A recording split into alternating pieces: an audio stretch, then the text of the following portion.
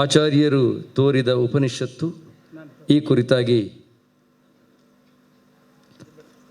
ಮಾತುಗಳನ್ನು ನಮ್ಮ ಜೊತೆ ಹಂಚಿಕೊಳ್ಳಿಕ್ಕಿರುವವರು ಡಾಕ್ಟರ್ HV ನಾಗರಾಜರಾವ್, ವಿದ್ವಾಂಸರು, ಮೈಸೂರು. ಶಾಸ್ತ್ರದ ಗಾಂಭೀರ್ಯ, ಸಾಹಿತ್ಯದ ಲಾಲಿತ್ಯ, ತತ್ವದ ಅಗಾಧ ಆಳ, ಸಂಸ್ಕೃತಿಯ ಸೌರಭ ಹಾಗೂ ಮಾನವೀಯತೆಯ ಮಧುರತೆಯನ್ನು ಒಂದೇ ವಾಣಿಯಲ್ಲಿ ಸಮನ್ವಯಗೊಳಿಸುವಂತಹ ಅಪೂರ್ವ ಪ್ರತಿಭೆ. ಜ್ಞಾನವನ್ನು ಅಕ್ಷರಗಳ ಗರ್ಭದಲ್ಲಷ್ಟೇ ಬಂಧಿಸದೆ ಬದುಕಿನ ಪ್ರತಿಯೊಂದು ಉಸಿರಿಗೂ ಬೆಳಕಾಗಿಸುವ ಮಹೋನ್ನತೆಯ ಗುರುಪರಂಪರೆಯ ಪ್ರಖರ ಪ್ರತಿನಿಧಿಯಾಗಿ ಶ್ರೀಯುತ ನಾಗರಾಜರಾಯರು ದೀಪ್ತಿಮಾನರಾಗಿದ್ದಾರೆ. ಅವರ ಮಾತುಗಳಲ್ಲಿ ಅಧ್ಯಯನದ ಅಧಿಕೃತತೆ ಇದೆ, ಅವರ ಚಿಂತನೆಯಲ್ಲಿ ಅನುಭವದ ಪರಿಪಕ್ವತೆ ಇದೆ, ಅವರ ನಿರೂಪಣೆಯಲ್ಲಿ ತತ್ವದ ತೇಜಸ್ಸಿದೆ, ಅವರ ವ್ಯಕ್ತಿತ್ವದಲ್ಲಿ ವಿನಯದ ವೈಭವವಿದೆ. ಅವರು ಭಾಷಣ ಮಾಡುವುದಲ್ಲ, ಜ್ಞಾನಗಂಗೆಯನ್ನು ಹರಿಸ್ತಾರೆ. ಅವರು ಬೋಧನೆ ಮಾಡುವುದಲ್ಲ, ಜಿಜ್ಞಾಸೆಯ ಜ್ಯೋತಿಯನ್ನು ಪ್ರಜ್ವಲಿಸುತ್ತಾರೆ. ಅದರ ಸಾನ್ನಿಧ್ಯ ವಲಯಕ್ಕೆ ಸಿಕ್ಕಿ ಬಿದ್ದವುಗಳೆಲ್ಲ ಜ್ಯೋತಿರ್ಮಯವಾಗುತ್ತದೆ. ವಿಚಾರಗಳನ್ನು ಮಂಡಿಸುವುದಲ್ಲ, ಮನಸ್ಸುಗಳನ್ನು ಮಂಥನಗೊಳಿಸುತ್ತಾರೆ. ಸರಸ್ವತಿಯ ಕೃಪಾಪ್ರಸಾದ, ನಿರಂತರ ಅಧ್ಯಯನದ ತಪಸ್ಸು, ಸತ್ಯಾನ್ವೇಷಣೆಯ ಅಚಲ ಸಂಕಲ್ಪ ಹಾಗೂ ಸಮಾಜದ ಬಗೆಗಿನ ಅಖಂಡವಾದ ಬದ್ಧತೆ, ಈ ಪಂಚ ದಿವ್ಯ ಶಕ್ತಿಗಳು ಒಂದಾಗಿ ಮೈದೆಳೆದಾಗ ರೂಪುಗೊಳ್ಳುವ ಜ್ಞಾನ ತೇಜ ಮೂರ್ತಿಯೇ ಪ್ರೊಫೆಸರ್ HV ನಾಗರಾಜರಾಯರು. ಸರ್ವವೇದಾಂತ ಸಿದ್ಧಾಂತ ಗೋಚರಂ ತಮಗೋಚರಂ ಗೋವಿಂದಂ ಪರಮಾನಂದಂ ಸದ್ಗುರುಂ ಪ್ರಣತೋಸ್ಮ್ಯಹಂ. ರಾಧಾಧರ ಮಧುಸ್ಯಂದ ಮಿಲಿಂದಾಯ ಮಧುದ್ವಿಷೇ ಕೃಷ್ಣಾಪಟ ಕುವಿಂದಾಯ ಗೋವಿಂದಾಯ ನಮೋಸ್ತು ನಃ. ಆ ಗೋವಿಂದನಿಗೂ ಗೋವಿಂದಾಚಾರ್ಯರಿಗೂ ನನ್ನ ದೃಷ್ಟಿಯೊಳಗೆ ಅಭೇದ. ಅವರು ಅದರ ರೂಪದಲ್ಲೇ ಆ ರೀತಿ ಅವತರಿಸಿದ್ದಾರೆ. ನಿಜವಾದ ಗೋವಿಂದನೇ. ಗೋವಿಂದ ಎಂಬುವಂಥ ಶಬ್ದಕ್ಕೆ ಇರ್ತಕ್ಕಂಥ ಅರ್ಥ ಗೋವುಗಳನ್ನು ಪಾಲನೆ ಮಾಡೋನೋ ಹುಡ್ಕೊಂಡು ಬರೋನೋ ಎಂಬುದು ಒಂದರ್ಥ. ಗೋ ಶಬ್ದಕ್ಕೆ ಮಾತು ಅಂತ ಅರ್ಥ ಇದೆ. ಗೋ ಶಬ್ದಕ್ಕೆ ಸಂಸ್ಕೃತದಲ್ಲಿ ಮಾತು ಅಂತ ಅರ್ಥ ಇದೆ. ಆ ಮಾತಿನ ಸ್ವಾರಸ್ಯ ಏನಿದೆ ಅದು ವೇದದ ಮಾತಾಗಲಿ, ಉಪನಿಷತ್ತಿನ ಮಾತಾಗಲಿ, ವಾಲ್ಮೀಕಿಯ ಮಾತಾಗಲಿ, ವ್ಯಾಸರ ಮಾತಾಗಲಿ, ಅದರ ಮೂಲ ಸ್ವಾರಸ್ಯ ಏನು ಎಂಬುದನ್ನು ಕಂಡುಹಿಡಿದು ನಮ್ಮ ಮುಂದೆ ಇಡುವಂಥವರು ಗೋವಿಂದರು. ಅಷ್ಟೇ ಅಲ್ಲ, ಗೋ ಶಬ್ದಕ್ಕೆ ಭೂಮಿ ಅಂತ ಅರ್ಥ ಇದೆ. ನಾವೆಲ್ಲರೂ ಒಂದು ಪರಿಮಿತ ಕ್ಷೇತ್ರದಲ್ಲಿ ಓಡಾಡಿದರೆ ನಮ್ಮ ಗೋವಿಂದಾಚಾರ್ಯರು ಸಮಸ್ತ ಭೂಮಿಯಲ್ಲೂ ಕೂಡ ಎಲ್ಲೆಲ್ಲಿ ನೋಡಿದ್ರೂ ಕೂಡ ತಮ್ಮ ಶಕ್ತಿಯನ್ನು ತೋರಿಸಿ ಅಲ್ಲಿರ್ತಕ್ಕಂಥ ಜನರ ಮನಸ್ಸನ್ನು ಆಕರ್ಷಿಸಿ ನಾರಾಯಣನ ಕಡೆಗೆ, ಭಗವಂತನ ಕಡೆಗೆ ತಿರುಗಿಸ್ತಾ ಇದ್ದಂಥ ವಿಶೇಷ ಶಕ್ತಿ ಇದ್ದಂಥವರು ನಿಜವಾದ ಗೋವಿಂದಾಚಾರ್ಯರು. ಅವ್ರನ್ನ ಎಷ್ಟೋ ಜನ ಕನ್ನಡದಲ್ಲಿ ಬರೆದಿದ್ದಾರೆ, ಕನ್ನಡದ ಕವಿಗಳು ಅಂತ ಬಿಟ್ಟು ಆ ರೀತಿಯಾಗಿ ಸೀಮಿತವಾಗಿ ಅರ್ಥ ಮಾಡ್ಕೊಳ್ತಾರೆ. ಆದರೆ ಅವರಿಗೆ ಅಖಿಲ ಭಾರತ ವ್ಯಾಪ್ತಿ ಇರೋದು ಯಾತಕ್ಕೆ ಅಂತಂದರೆ ಎಂಥ ಸಂಸ್ಕೃತದಲ್ಲಿ ಬರೆದಿದ್ದಾರೆ. ಅವರ ಗ್ರಂಥಗಳಿದೆಯಲ್ಲ, ನೀವು ನಾನು ನೋಡಿರ್ತಕ್ಕಂಥ ಉಪನಿಷತ್ ಚಂದ್ರಿಕಾ, ಅವರು ವೇದದ ವಿಷಯದಲ್ಲಿರ್ತಕ್ಕಂಥ ಗ್ರಂಥಗಳನ್ನು ಹೇಳಿದರು. ಅದೇ ರೀತಿಯಾಗಿರ್ತಕ್ಕಂಥ ಎಷ್ಟೋ ಗ್ರಂಥಗಳಿಗೆ ಅವರು ವ್ಯಾಖ್ಯಾನಗಳನ್ನು ಬರೆದಿದ್ದಾರೆ. ಅವುಗಳಲ್ಲೆಲ್ಲ ಬಳಸುವಂಥ ಸಂಸ್ಕೃತ ಇದೆಯಲ್ಲ, ಕಿಂ ಭಾಷ್ಯಕೃತ್ ಸಾಕ್ಷಾತ್ ಪತಂಜಲಿ ಆಗತ್ಯ ಅತ್ರ ಬಭಾಷೆ ಕಿಂ ಇತಿ ಸಂಶಯ ಜನಾನ ಉತ್ಪದ್ಯತೆ. ಗೋವಿಂದಾಚಾರ್ಯ ನ ಸಾಮಾನ್ಯ ವಿದ್ವಾನ್ ಅಪಿತು ಋಷಿ ಸದೃಶಃ ಸಮಸ್ತಾನಾಂ ಶಾಸ್ತ್ರಾಣಾಂ ಸಾರಂ ಗೃಹೀತ್ವಾ ತತ್ ಫಲರಸ ರೂಪೇಣ ಪರಿವರ್ತ್ಯ ಅಸ್ಮಾನ್ ಪಾಯಯತಿ. ತಾದೃಶ ಅಮೃತಪಾನಂ ಕರ್ತುಂ ಗೋವಿಂದಾಚಾರ್ಯಾಣಾಂ ಗ್ರಂಥಾಃ ಅಧ್ಯೇಯಾಃ. ಅದಕ್ಕೋಸ್ಕರ ಅಂತ ಅಮೃತಪಾನಕ್ಕೆ ಗೋವಿಂದಾಚಾರ್ಯರ ಗ್ರಂಥಗಳನ್ನು ಓದಬೇಕು. ಅಷ್ಟು ಉತ್ತಮವಾಗಿರ್ತಕ್ಕಂಥ ಸಂಸ್ಕೃತ. ನಾವು ಕಾಳಿದಾಸನ್ನು ನೋಡಬಹುದು, ಭಾರವಿಯನ್ನು ನೋಡಬಹುದು, ಮಾಘನನ್ನು ನೋಡಬಹುದು. ಅನೇಕ ಸಂದರ್ಭಗಳಲ್ಲಿ ಕವಿತಾ ಗೋಷ್ಠಿಗಳಲ್ಲಿ ಆಚಾರ್ಯರು ರಚನೆ ಮಾಡಿದಂಥ ಶ್ಲೋಕಗಳಿದೆಯಲ್ಲ, ಅದು ಯಾವ ಮಾಘನಿಗೂ ಯಾವ ಭಾರವಿಗೂ ಕಡಿಮೆ ಇಲ್ಲ. ಅಂಥ ಕವಿತ್ವ ಇದ್ದಂಥವರು ನಮ್ಮ ಗೋವಿಂದಾಚಾರ್ಯರು. ಈ ಒಂದು ಉಪನಿಷತ್ ಚಂದ್ರಿಕಾ ಅಂತ ಬಿಟ್ಟು ಒಂದು ಗ್ರಂಥ ಏನಿದೆ, ಇದರ ಒಂದೊಂದು ಪುಟವೂ ಕೂಡ it is worth every page is worth its weight in gold. ಇವತ್ತು ಗೋಲ್ಡಿನ ಬೆಲೆ ಎಷ್ಟಾಗಿದೆ ನೋಡಿ, ಅಷ್ಟು ಬೆಲೆಗಿಂತ ಹೆಚ್ಚಿಗೆ ಇಲ್ಲಿರ್ತಕ್ಕಂಥ ಒಂದೊಂದು ಪೇಜ್ಗೂ ಕೂಡ ಕೊಡಬೇಕು. ಅಂಥ ಒಂದು ಗ್ರಂಥವನ್ನು ಇಲ್ಲಿ ಬರೆದಿದ್ದಾರೆ. ಇಲ್ಲಿ ಒಂದೊಂದು ಹೆಸರು, ನಾವು ಉಪನಿಷತ್ತಿನ ಹೆಸರು ನೋಡುವಾಗಲೂ ಕೂಡ ನಾವೇನು ಹೇಳ್ತೀವಿ? ಈಶಾವಾಸ್ಯೋಪನಿಷತ್ ಅಂತ ಹೇಳ್ತೀವಿ. ಆದರೆ ಈಶಾವಾಸ್ಯೋಪನಿಷತ್ ಎಂಬುದಕ್ಕೆ ಅವರು ಕೊಡುವಂಥ ಹೆಸರು ಯಾಜ್ಞೀಯ ಮಂತ್ರೋಪನಿಷತ್ ಎಂಬುವಂಥ ಹೆಸರನ್ನು ಕೊಟ್ಟಿದ್ದಾರೆ. ಯಾಕೆಂದರೆ ಇಲ್ಲಿ ಯಾಜ್ಞೀಯ ಅಂದರೆ ಏನು? ಇದು ಶುಕ್ಲ ಯಜುರ್ವೇದದ ಒಂದು ಉಪನಿಷತ್ತು. ಶುಕ್ಲ ಯಜುರ್ವೇದ ಹೇಗೆ ಬಂತು?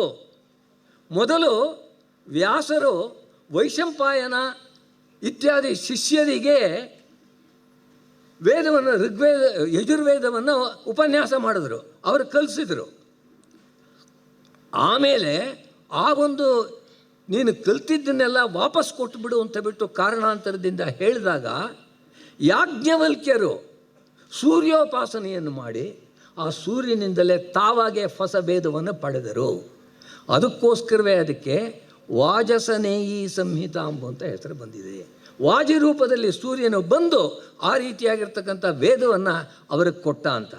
ಆದರೆ ಇಲ್ಲಿ ಯಾಜ್ಞೀಯ ಮಂತ್ರೋಪನಿಷತ್ ಅಂತಂದರೆ ಯಾಜ್ಞವಲ್ಕ್ಯರ ಬಾಯಿಂದ ಬಂದಂಥ ಮಂತ್ರದ ರೂಪದಲ್ಲಿರ್ತಕ್ಕಂಥ ಉಪನಿಷತ್ ಅಂಬೋದನ್ನು ಅವರು ಆ ರೀತಿಯಾಗಿ ಅಷ್ಟು ಚೆನ್ನಾಗಿ ತಿಳಿಸ್ಕೊಟ್ಟಿದ್ದಾರೆ.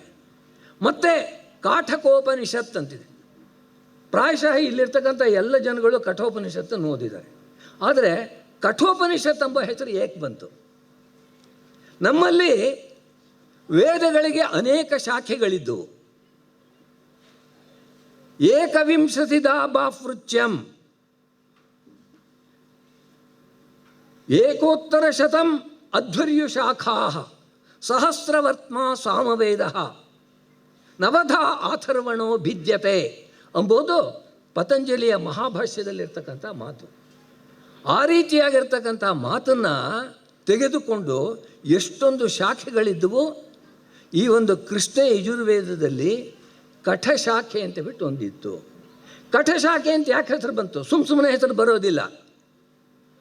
ಕಠ ಕ್ಲೇಶಾಧ್ಯಯನೇ ಎಂಬುವಂಥ ಧಾತುವಿದೆ. ಅದಕ್ಕೋಸ್ಕರ ಕಷ್ಟಪಟ್ಟು ಯಾವಾಗ ಒಬ್ಬ ವ್ಯಕ್ತಿ ಅಧ್ಯಯನ ಮಾಡ್ತಾನೋ ಅವನಿಗೆ ಕಠ ಅಂತ ಹೆಸರು ಬರುತ್ತೆ.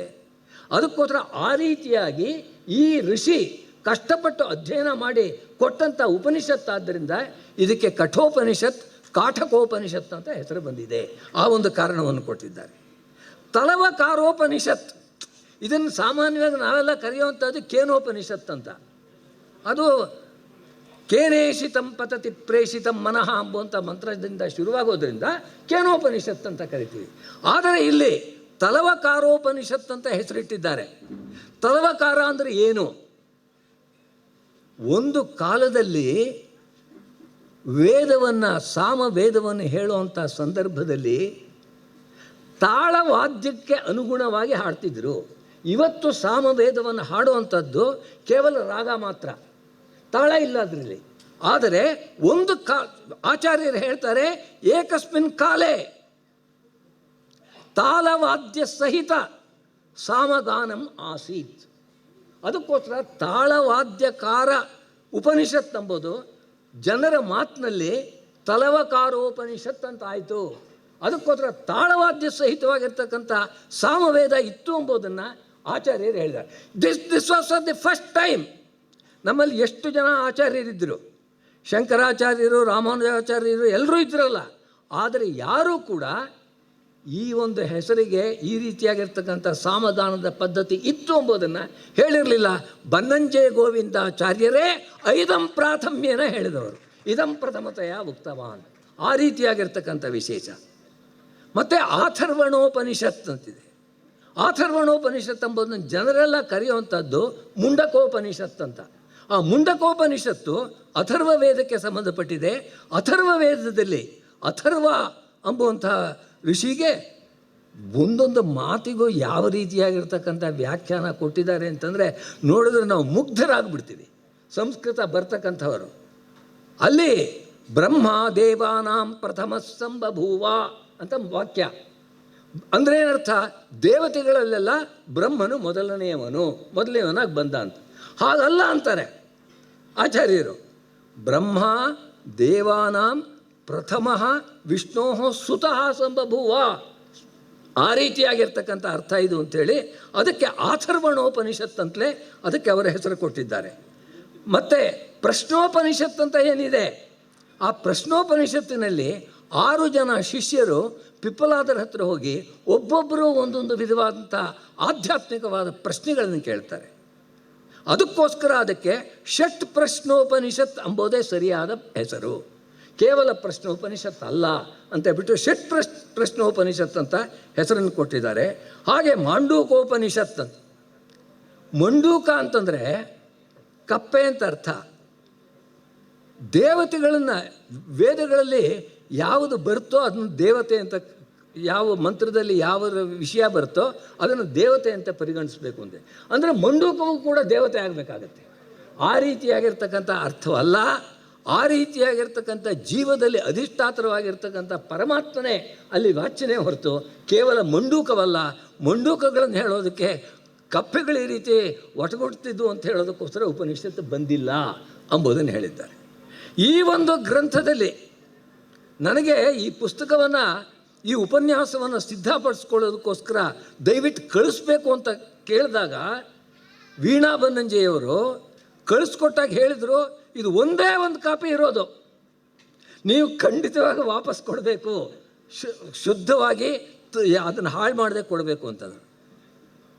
ನಾನು ಹೇಳ್ತೀನಿ, as a student of Sanskrit, I am saying this on the basis of my experience. Such a book was not written either in the 19th century or the 20th century in the whole of India. ಇಷ್ಟು ಒಳ್ಳೆಯ ಗ್ರಂಥ ಸಂಸ್ಕೃತದಲ್ಲಿ 2 ಶತಮಾನಗಳಲ್ಲಿ ರಚನೆ ಆಗಿಲ್ಲ. ಅಷ್ಟು ಒಳ್ಳೆಯ ಗ್ರಂಥ ಇದು.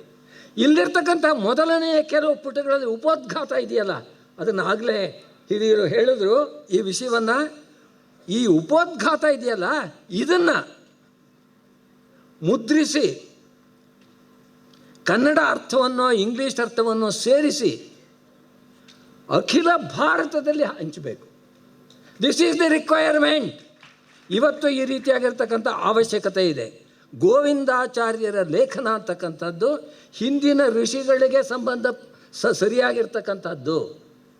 ನಾನು ಹೇಳುವಂಥದ್ದು ಗೋವಿಂದಾಚಾರ್ಯರನ್ನು ಯಾವ ಸಾಲಿನಲ್ಲಿ ಕೂಡಿಸ್ತೀನಿ ಅಂತಂದರೆ, ಒಬ್ಬ ವಾಚಸ್ಪತಿ ಮಿಶ್ರ, ಒಬ್ಬ ವೇದಾಂತ ದೇಶಿಕ, ಒಬ್ಬ ಜಯತೀರ್ಥ, ಒಬ್ಬ ಜೈನರಲ್ಲಿ ತೆಗೆದುಕೊಂಡರೆ ಅದರಲ್ಲೂ ಕೂಡ ಅವರಲ್ಲೂ ಎಂತೆಂಥ ದೊಡ್ಡ ದೊಡ್ಡ ಗ್ರಂಥಕಾರರಿದ್ದಾರೆ.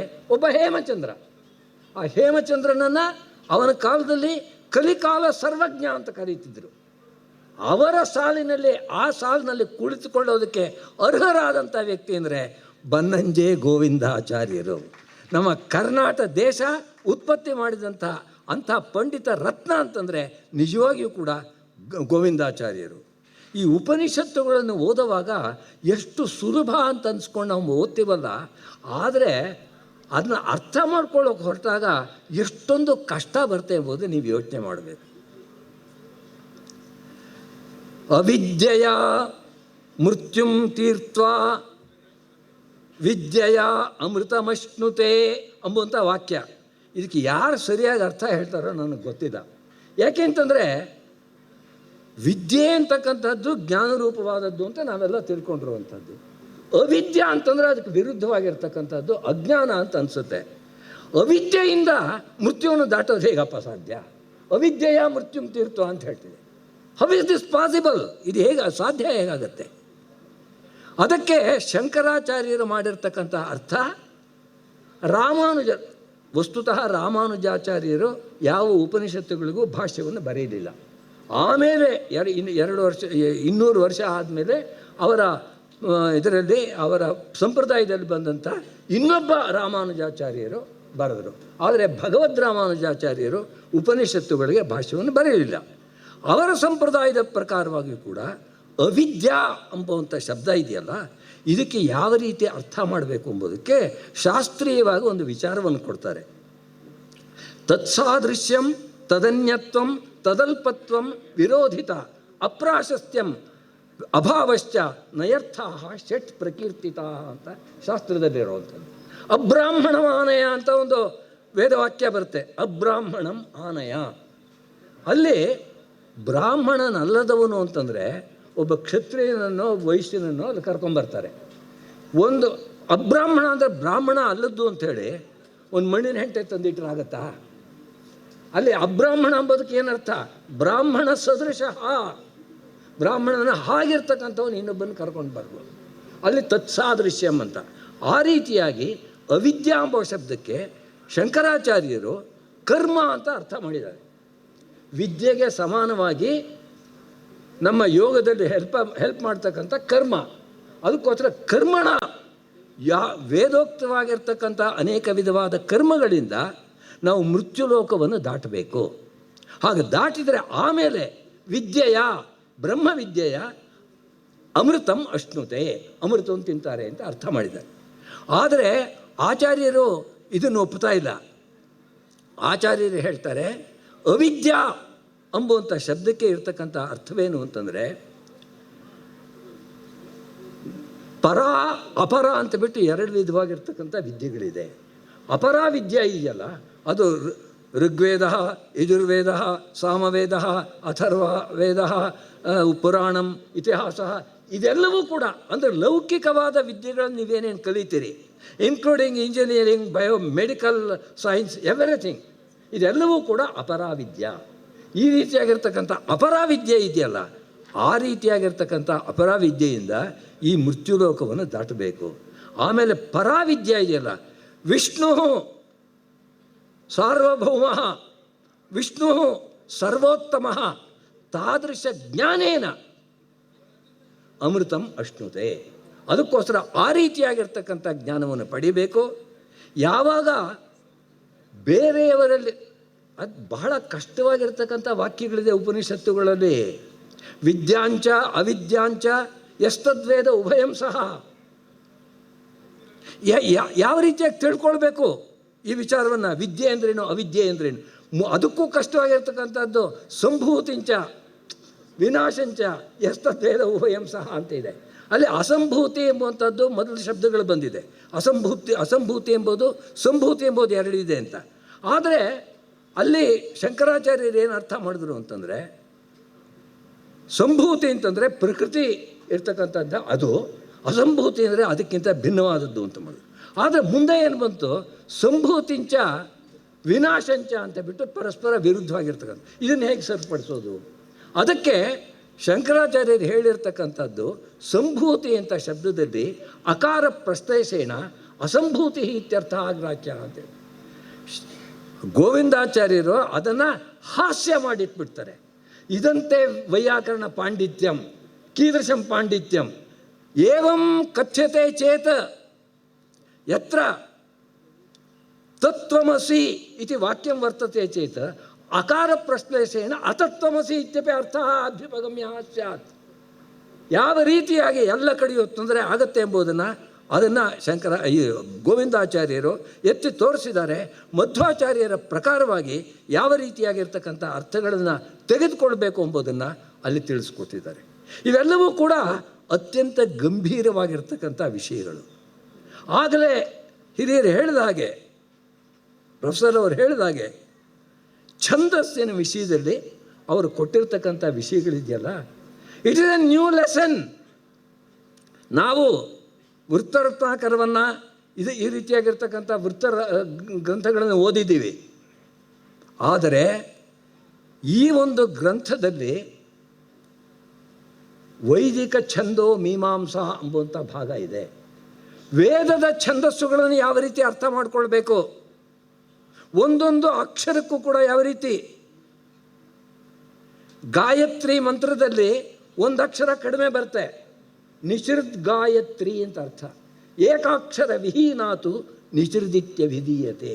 ಒಂದು ಅಕ್ಷರ ಕಡಿಮೆ ಇರ್ತಕ್ಕಂಥದ್ದು 24 ಅಕ್ಷರಗಳಲ್ಲಿ 23 ಅಕ್ಷರ ಇದ್ದರೆ ಅದನ್ನು ನಿಷೃದ್ ಗಾಯತ್ರಿ ಅಂತ ತಿಳಿದುಕೊಳ್ಬೇಕು. ಅನೇಕ ಮಂತ್ರಗಳಲ್ಲಿ ಒಂದು ಅಕ್ಷರ ಹೆಚ್ಚಾಗಿರುತ್ತೆ, ಭೂರಿಜ್ ಗಾಯತ್ರಿ ಅಂತ ಬಿಟ್ಟು ಅದಕ್ಕೆ ಹೆಸರು. ಯಾವ ರೀತಿಯಾಗಿ ಎಲ್ಲೆಲ್ಲಿ ಯಾವ ಛಂದಸ್ಸನ್ನು ಅರ್ಥ ಮಾಡ್ಕೊಳ್ಬೇಕು ಎಂಬುದಕ್ಕೆ ಗೋವಿಂದಾಚಾರ್ಯ ಹ್ಯಾಸ್ ಬಿಕಮ್ ಎ ಋಷಿಯಾಗಿರದೆ ಹೋದರೆ ಆ ರೀತಿಯಾಗಿ ಬರೆಯೋದಕ್ಕೆ ಸಾಧ್ಯವಿಲ್ಲ. ಅವರು ಯಾವ ರೀತಿಯಾಗಿ ಬಟ್ಟೆಗಳನ್ನು ಹಾಕ್ಕೊಳ್ತಾ ಇದ್ರು ಎಂಬುದರ ಮೇಲೆ ನೀವು ಹೇಳಬೇಡಿ. ವಾಚಂ ಪೃಚ್ಛಸ್ವ ಮಾ ವೇಷಂ, ಮಾತನ್ನು ಕೇಳಿ, ವೇಷ ಅಲ್ಲ. ವೇಷ ಯಾರು ಬೇಕಾದರೆ ಏನಾದರೂ ಹಾಕ್ಕೋಬೋದು. ನಾನು ಹೋದರೆ ಬೇಕಾದರೆ ಈ ಸಿನಿಮಾದವ್ರು ಇರ್ತಾರಲ್ಲ ಮೇಕಪ್ ಮಾಡೋವಂಥವ್ರು, ಒಬ್ಬ ವಸಿಷ್ಠ ಋಷಿ ಥರ ಗಡ್ಡ ಎಲ್ಲ ಹಾಕ್ಬಿಟ್ಟು ಮಾಡಿಬಿಡ್ತಾರೆ. ಅದು ತಾತ್ಕಾಲಿಕವಾಗಿರ್ತಂಥ, ಅದರ ಮೇಲೆಲ್ಲ ಯೋಗ್ಯತೆ ನಿರ್ಧಾರ ಆಗೋದು. ನಿಜವಾಗಿಯೂ ಕೂಡ ನಮ್ಮ ದೇಶಕ್ಕೆ ಅವರು ಕೊಟ್ಟಿರ್ತಕ್ಕಂಥ ಬಹಳ ದೊಡ್ಡ ಒಂದು ಕೊಡುಗೆ ಅಂತಂದರೆ ಈ ಉಪನಿಷತ್ ಚಂದ್ರಿಕಾ ಎಂಬುದು. ಇದರೊಳಗೆ ವಾಮನ ಪಂಡಿತರು ಎಂಬರು ಬರೆದಿರ್ತಕ್ಕಂಥ ಒಂದು ಟೀಕೆಯನ್ನು ಸೇರಿಸಿದ್ದಾರೆ. ಆ ಟೀಕೆಯು ಯಾವ ರೀತಿಯಾಗಿ ಮಧ್ವಾಚಾರ್ಯರ ಭಾಷ್ಯ ಇದೆಯಲ್ಲ, ಅವರು ಅನೇಕ ವಿಧವಾಗಿರ್ತಕ್ಕಂಥ ಹಿಂದಿನ ಪುರಾಣಗಳ ವಾಕ್ಯಗಳನ್ನು ಅಲ್ಲಿ ಉದ್ಧರಿಸ್ಬಿಡ್ತಾರೆ.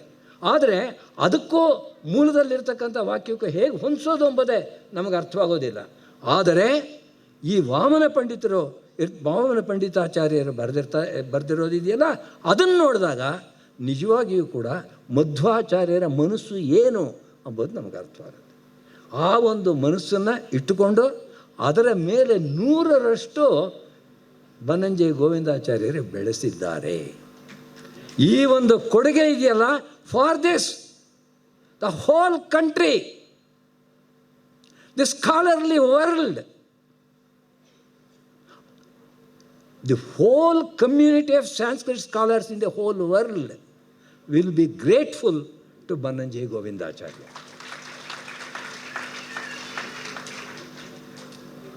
अतः उपनिषदां विषये गोविन्दाचार्यैः ये नूतनाः विषयाः कथिताः तेषाम् अध्ययनं कर्तव्यम्. ಯಾವತ್ತೋ ಒಂದು ದಿವಸ ಭಾಷಣ ಕೇಳಿದ್ರೆ ನಿಮಗೆ ಗೊತ್ತಾಗೋದಿಲ್ಲ. ಇದು ನಿಜವಾಗಿಯೂ ಕೂಡ ಸಂಸ್ಕೃತ ಪಂಡಿತರು ಅಂತ ಯಾರಿದ್ದಾರೆ ಅವರು ಗೋವಿಂದಾಚಾರ್ಯರ ಭಾಷ್ಯಗಳನ್ನು ಅಕ್ಷರಶಃ ಓದಬೇಕು. ಎಲ್ಲರೇ ಲೆಟರ್, ಅವರು ಕೇವಲ ಪದಗಳಿಗೆ ಮಾತ್ರ ಆಗಮನ ಕೊಟ್ಟಂಥವರಲ್ಲ.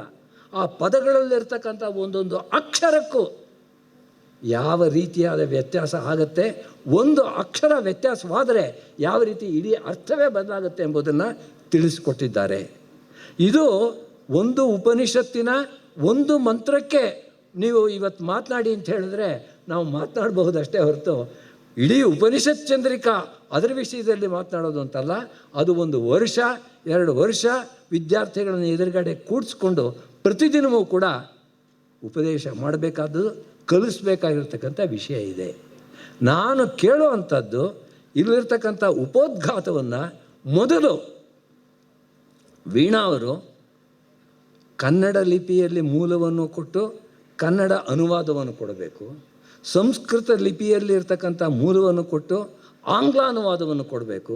ಏಕೆಂದರೆ ಇದರ ಫಲ ಆಗಬೇಕಾಗಿರೋದು ಕೇವಲ ಕನ್ನಡಿಗರಿಗಲ್ಲ. ಅವ್ರು ಬರೆದಿರ್ತಕ್ಕಂಥ ಹುಡುಗ ಬೇಕು ಆ ರೀತಿಯಾಗಿರ್ತಕ್ಕಂಥ ಹಾಡುಗಳು ಕನ್ನಡದವ್ರಿಗೆ ಮಾತ್ರ ಇರ್ಬೋದು. ಆದರೆ ನಿಜವಾದ ಸಮಸ್ತ ವಿದ್ಯುತ್ ಪ್ರಪಂಚಕ್ಕೆ ಬೇಕಾಗಿರ್ತಕ್ಕಂಥ ಗ್ರಂಥ ಇದು. ಅದನ್ನು ಅವರು ಮೊದಲು ಮಾಡಿಸ್ಲಿ, ಎಲ್ಲ ಕಡೆಯೂ ಕೂಡ ಹಂಚಲಿ, ಕೊಡಲಿ. ಸಂಸ್ಕೃತ ತಿಳಿದಂಥವರಿಗೆ ಅವರು ಕಲ್ಕತ್ತಾದಲ್ಲಿರಲಿ, ಉಜ್ಜಯಿನಿಲಿ ಇರಲಿ, ವಾರಾಣಸಿಯಲ್ಲಿ ಇರಲಿ, ಅದನ್ನು ನೋಡಿ ನಿಜವಾಗ್ಲೂ ಕೂಡ ಕಣ್ಣನ್ನು ತೆರೆಸೋದಕ್ಕೆ ಆಗತ್ತೆ. ಹಾಗೆ ಆಗುವಂಥ ಪ್ರಯತ್ನವಾಗಲಿ ಅಂಥೇಳಿ ನನ್ನ ಮಾತು ಮುಗಿಸ್ತಾ ಇದ್ದೀನಿ. ನಮಸ್ಕಾರ.